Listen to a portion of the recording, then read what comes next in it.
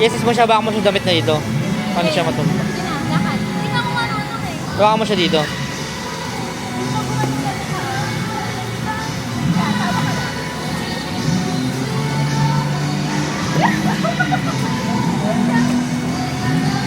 Kaya hawakan niya. Hawakan niya. Ayan.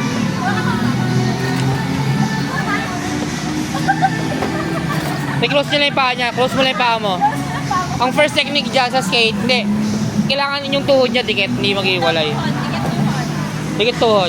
Tsaka mo siya hawakan. Yung tuhod dapat dikit. Yan, dikit tuhod ah. Yan.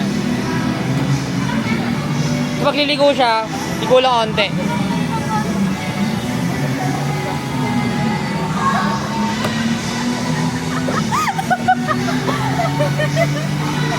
Nakakit yung nga